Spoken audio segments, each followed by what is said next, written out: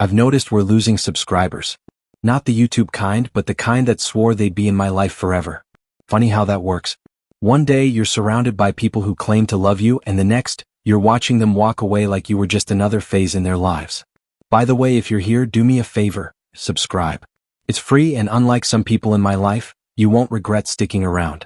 I never thought my life would turn into the kind of story you only hear about in movies: betrayal, heartbreak, and the ultimate test of resilience. But here I am, 6 months pregnant, raising 2 kids, and discovering that the 2 people I trusted most, my husband and my childhood best friend, have been stabbing me in the back for months. My husband and I have been together since I was 19, married for 6 years. He was my rock, my safe place. Or so I thought. Life hasn't been easy lately. My father, my only parent left, has been battling stage 3 colon cancer, and the doctors recently told us that he only has months left. My dad is my hero. His bear hugs could fix any broken heart, and his laugh made the world seem lighter. Now, as his health declines, I've been struggling to keep it together. Through all of this, my husband has been there. Supportive. Loving. He encouraged me to quit my job to spend more time with my dad. He reassured me when we found out I was pregnant again. He helped with the kids. I thought, despite everything, at least I had him. At least I had my best friend too. We had been inseparable since birth. Our mothers were best friends before us. She was the one I ran to the moment I found out about my dad's prognosis. She held me while I cried for hours. She was family. And yet, this morning as I turned off my husband's work alarm, my entire world shattered. A text popped up from her on his lock screen. I'm assuming since there hasn't been an angry pregnant lady on my doorstep, you haven't told her about us yet. Time stopped. My hands shook as I picked up his phone and read through their messages. 4 months. 4 months they had been sleeping together.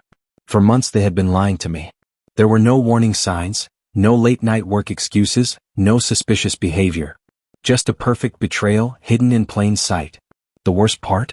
She always called him her brother. I didn't confront him right away. I couldn't. Not today. Today I needed to breathe, to plan, to process the complete destruction of my life. Because tomorrow I would burn it all down. By morning I had gathered everything: evidence, legal documents, financial records. My lawyer was locked in. My job? Ready to take me back, but my lawyer advised me to hold off for now. My mother-in-law, the only mother figure I have left, is furious. She told me I will always have her, but as far as she's concerned, she no longer has a son. And my best friend's mother? She was devastated. She held me, cried with me, apologized over and over. Then she said something I didn't expect. I'm cutting her off. She's not my daughter anymore. The storm is coming and I'm ready. My ex-best friend? Dead to me. My husband? He has no idea what's about to hit him. Tomorrow I take back my life. The reckoning came faster than I expected. I wasn't interested in revenge, in elaborate mind games, or in making him suffer the way he made me suffer. I just wanted out. I wanted peace. But the universe had other plans. While my soon-to-be ex-husband Tyler and his parents gathered for what he thought was just a normal family get-together, I was already hours away at my dad's cabin, surrounded by the only people who truly mattered: my kids, my father, and the one person from my ex-best friend's family who wasn't a complete disgrace: her brother Jake. Meanwhile, back at the house, my lawyer, my mother-in-law Ruth, and my ex-best friend's mother Angie were handling the big reveal. And Angie? She wasn't about to let this moment go to waste. She put together a slideshow. Yes, a full, detailed slideshow of all the texts, messages, and proof of betrayal.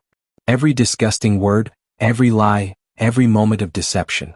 The whole room had to sit through it, trapped in the nightmare I had been living for months. Tyler lost it. He tried lunging at Jess, my ex-best friend, screaming at her that she would regret this. Joe, his father, had to physically force him to sit back down. Jess, the so-called best friend, who had pretended to be my sister, started crying and begging her parents for forgiveness. Bob, her father, didn't even blink. He looked his daughter straight in the eye and said, "You are no daughter of mine." Jess had always been a daddy's girl. That cut deeper than any of the screaming. Her parents cut her off, completely. No more financial support for her divorce. No more family ties. She was on her own. Tyler's dad? He was seething. According to Ruth, it looked like he was barely holding himself back from hitting his own son. Tyler stormed out and went home, where he quickly discovered that the life he had destroyed was already gone. Most of my things, the kids' things, anything I wanted, all of it was already out of the house. That's when he snapped. He trashed the house. screaming, throwing things, putting holes in the walls. Then when he realized I wasn't coming back, he went to my dad's house. Except, I wasn't there. We were already safe at the cabin. That didn't stop him from trying to break down my dad's door with a baseball bat. He failed. And my dad's neighbor, bless them, called the cops. Tyler was arrested. And his parents? They refused to bail him out. As for me, I spent the day doing what I needed to do. I met with my therapist, let out everything I had been holding in, and felt something I hadn't felt in weeks. Relief. My children will be okay. I will be okay. Tyler and Jess burned their worlds down, and I walked away with mine still intact. And as far as I'm concerned, they no longer exist. I knew this wouldn't be easy. After everything, after the betrayal, after the lies, I expected anger. I expected regret. What I didn't expect was the complete unraveling of both Tyler and Jess. Jess started blowing up my phone, demanding that I fix this situation, because apparently, I'm the one who destroyed her life, not her own choices. My lawyer advised me not to block her, just in case she spills more useful information, so I watched as she oscillated between blaming me for her parents cutting her off and accusing me of stealing the love of her life. Which is ironic, considering I was the one who introduced them. Tyler, on the other hand, went through a full emotional breakdown in my messages. At first, he begged for forgiveness. Then, when I didn't respond, he threatened to call the police on me for kidnapping our children. And then, bingo. He admitted Jess wasn't the only one. That's all I needed. The messages were a mess, from groveling to insults to rage to threats and back again. It was exhausting even to read them and honestly, terrifying. But I refused to let them break me. Originally, I was willing to split custody. But after seeing his instability, his rage, and his inability to control himself, I knew I couldn't risk it. I sent everything to my lawyer, including proof of his arrest. When she suggested we pursue full custody, I agreed without hesitation. As for Tyler and Jess, I don't think they're going to last. He blames her for ruining our marriage, as if he didn't have any responsibility in the matter. But honestly, they deserve each other. Jake, my ex-best friend's brother, has stepped up in ways I never expected. He took 30 days of leave from work to help me and the kids get settled at my dad's house. Just knowing he's here in case Tyler tries to show up again brings me a level of comfort I can't even describe. Last night, after the kids were asleep, we played Diablo 4 together, just something mindless to take my mind off things. And somewhere in the middle of it, he told me he's always had feelings for me. But he also told me not to say anything back. He knows I'm not ready and he respects that. He just wanted me to know. Right now, love is the last thing on my mind. But I refuse to let Tyler destroy my belief in it completely. I will move on from this. And Tyler? He can sit in the wreckage of his own choices. Well, I knew it was only a matter of time before things spiraled even further. Jess, oh, excuse me, Jade, decided to out herself in the worst way possible. She found my post, or more likely someone sent it to her, and she lost her mind. Instead of taking accountability, instead of showing even a shred of remorse, she went full delusional mode. She straight up admitted that she knew Tyler had feelings for her back when I was 19, but she never told me why she was so insistent that I break up with him. She was engaged to another man at the time, and she let me walk straight into a marriage with Tyler, knowing what he was capable of. Oh, and the cherry on top? She wished a miscarriage on me. That's when I knew, Jess isn't just selfish. She's evil. And the internet roasted her for it. Her real name got exposed because of her own meltdown, and now people in her life are turning on her. Her own parents disowned her. Her ex-husband left her. And now Tyler is blaming her for everything falling apart. She ruined her own life with her jealousy and obsession. But honestly, that's not my problem. Tyler finally realizes I'm serious. Meanwhile, Tyler found my post. He texted me asking if I was really going through with the divorce. I told him yes. And I didn't say anything else. No explanations. No arguing. No emotions. Just yes. I think that's when reality hit him. Because for the first time since this all started, he stopped blowing up my phone. No more threats. No more desperate pleas. Just silence. And you know what? Feels amazing. I don't know what's next for them. I don't really care. All I know is that I'm focusing on my kids, my dad, and myself. And for the first time in a long time, I feel free. Tyler finally gave up the fight. After realizing I wasn't bluffing about the divorce, he apologized. Probably the most genuine one I've ever heard from him. He asked if there was any hope of reconciliation, but my answer was firm. No. We talked about the kids and he agreed to supervised visits. That's all I can ask for right now. My lawyer and I had another meeting, but nothing major came of it. The process is moving along. As of now, I have full custody while Tyler works through his therapy and anger management. Maybe one day I'll trust him again with unsupervised visits. Maybe not. That's a decision for the future, not today. The hardest goodbye. My dad's health took a turn for the worse, and I barely had time to process everything before he was hospitalized indefinitely. A week later he was gone. Even though I knew it was coming, the loss hit me harder than I ever expected. He was my rock, the person I leaned on when my world was crumbling. Now I have to navigate life without him.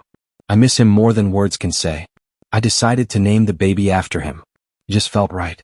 It's my way of keeping a piece of him with me. The kids are adjusting as best as they can. I've set up therapy for them and my oldest has the most questions. I'm waiting until our therapy session to have those deep conversations. I want to make sure I answer in a way that helps, not hurts. There are good moments too. My oldest made the traveling soccer team and the baby is healthy and growing strong despite all the stress. I'm managing. That's the best way to put it. Jake. A steady presence, a patient heart. Jake had to go back to California. He tried extending his leave but the military wouldn't allow it. I'll never be able to repay him for everything he did in those first few weeks after my dad's passing. He picked up the slack when I didn't have the energy and when I broke down after the kids were in bed, he was there. Nothing romantic has happened between us. No kisses, no confessions beyond what he already told me. Just quiet support. He calls and texts every day and he made it clear, he meant every word. He'll wait as long as I need, even if that means just being my friend forever. I want to say I'm ready to jump in, but I'm not. My heart is still raw from the betrayal. I asked him for space, for friendship, for time. He gave me all three without hesitation. That kind of patience is rare. Jess's downfall. And now, for what most of you have been waiting for, Jess and Tyler. They didn't last. He left her high and dry. I don't wish misery on anyone, but I'd be lying if I said I didn't feel a small sense of satisfaction watching her life implode. She's been completely blacklisted. Her own family cut her off, and people who once tolerated her now want nothing to do with her. For those wondering why her own parents disowned her, it's simple. I was more their daughter than she ever was. Angie was my surrogate mom. She held my hand when I delivered my kids. She gave me the talks my own mom never got the chance to. My parents had it in their will that if anything ever happened to both of them, I would go to Angie. That's how deep our bond went.